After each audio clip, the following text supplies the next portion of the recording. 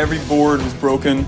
There was nothing salvageable. And some of the pieces of the fence were even found 15 feet into the neighbor's property. The car drove through and continued carrying some of the debris with it. Please raise your right hand. Web developer John King is suing a neighbor for driving into his fence. Defendant Jessica Condon says he was late and leaving town. Plaintiff, you say that the defendant is responsible for destroying a fence at your residence. Is that right? Yes. Struck it with his motor vehicle and fled the scene. Where do you live, sir? In Southeast Portland. All right. Now, you own a home or you're renting a home? Owner. Okay, you're owner. Now, would you please describe to me what got damaged? Sure. There's an alleyway adjacent to the back of my property, and I have a large cedar fence, 6-foot cedar fence, about 45 feet long, and that entire cedar fence was destroyed. You have a picture? Absolutely. Madam Sonia, if it would be so striking kind. The damage is total. Okay, let's see. Every board was broken.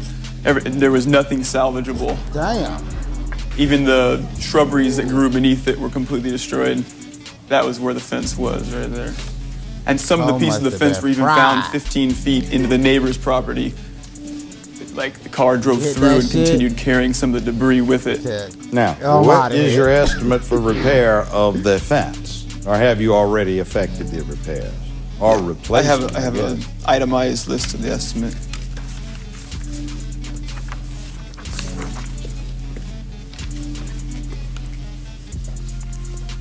How is it that you determined that the defendant had something to do with this? Please tell me what you did. Well, the next morning, my wife and I woke up, and that was when we discovered all this damage had happened. Baby, you better come out here. We seem to have had something. You didn't hear any strange high winds blowing last night or anything out of the ordinary. I think we were out to dinner the evening before when it happened in the evening. And I was cleaning up the rubble, and underneath the debris, I found a side emblem off of a vehicle. And I didn't instantly recognize this ornament logo. So I did some research online and found that this is an international harvester. Yes. And so then I make farm research. But they make what? Scouts, the International Harvester Scout. So I searched the neighborhood looking for a scout that would have an emblem like this. Didn't find anything, but a month later, I happened to be driving through my neighborhood, and I pulled up alongside this scout, and I recognized the emblem on the side of the car. So I hopped out and looked on the other side, and on the other side of the car, it was missing its emblem, meant to be and there at were that scratches point. all down the side. The rearview mirror was twisted off. I have photos of the vehicle that I found. Miss Sonia, please.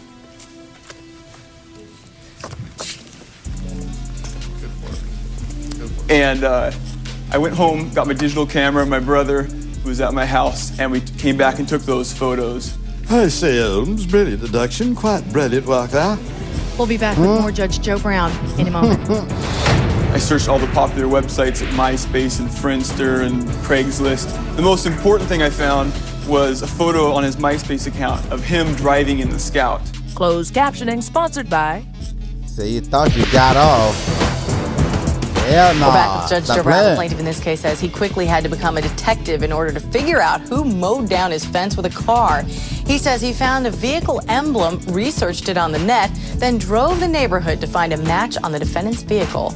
Let's take a look. How did you father out that was in fact what you were looking at? I didn't know who the owner of the vehicle was at this time. I just had a license plate. And this is where it would have been affixed right here. Those are the affixed. And the piece fit into those two holes, so I was pretty certain. Aha, Watson, quite elementary. They fit, sir. Missing emblem, it fits.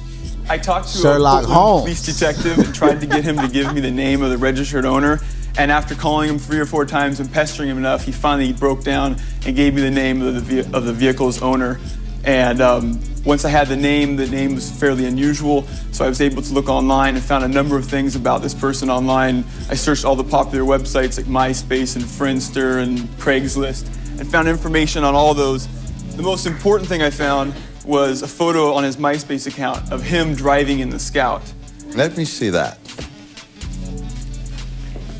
I also used Google Maps to create an overhead aerial photo showing the probable path of the vehicle traveling south down the alleyway and the proximity of my house to the defendant's.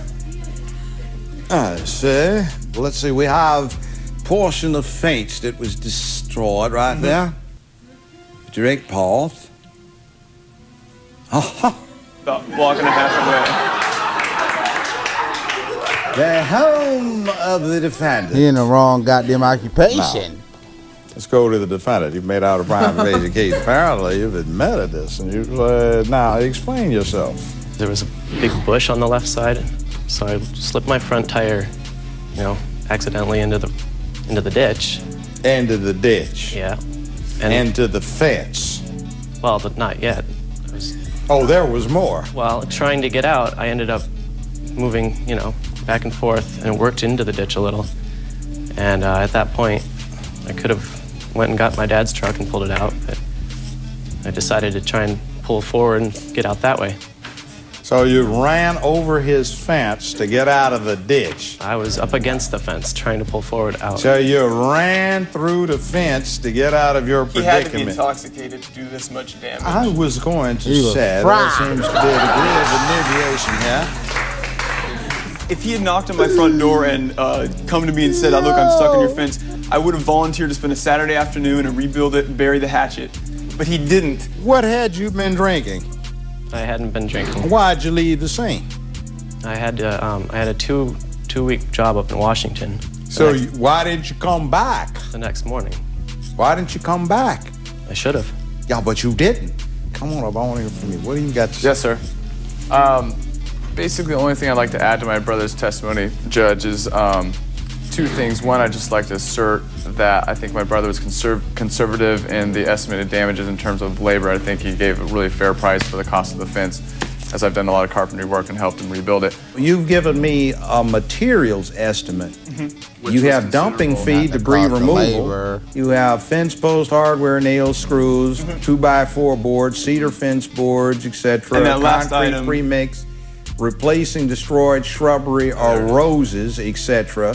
What you have put down there is that that's what you pay one workman.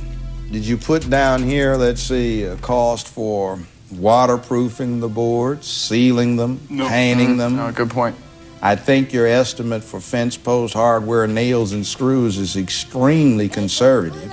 Agreed. You haven't dealt with the fact that you're going to need fence post diggers to dig or rental on that. But you over here, what do you do? Landscaping and carpentry. It's ironic. Come fix my shit. How coincidental. Would have been helpful. Judge Joe Brown makes his ruling But after after this. somebody fucks something up, you don't want them to touch nothing else, nigga. I think what Hell you're nah. asking for is entirely too conservative. You need a Get your ass on. 3,500 on top of that at the very least. 1,600 would be more reasonable.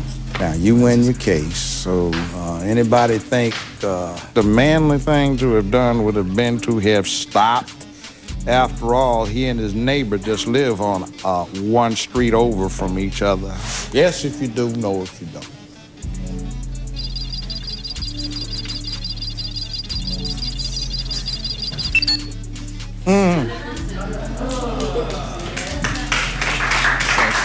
Well done. 1,600 in court costs. Judgment accordingly. Thank you. Courtroom is now in recess. Gentlemen, exit straight ahead to your right. The defendant in this case, not very apologetic about leaving the scene of his accident. He probably never imagined the tenacity of the plaintiff in this case. Some very clever investigative work. He wins, pays off. We'll be right back. We're back. A great example of how being proficient online can help stop a vandal in his tracks. This plaintiff was determined, and from MySpace to Google Maps, he was not giving up until he got his man. His man didn't seem sorry, but will pay. Visit our website at judgejoebrown.com. Bro, I thought shit was sweet. He was on your ass. On your ass. Did his own research. Sherlock Holmes, the case. Hey man, stay out of the way. More content coming.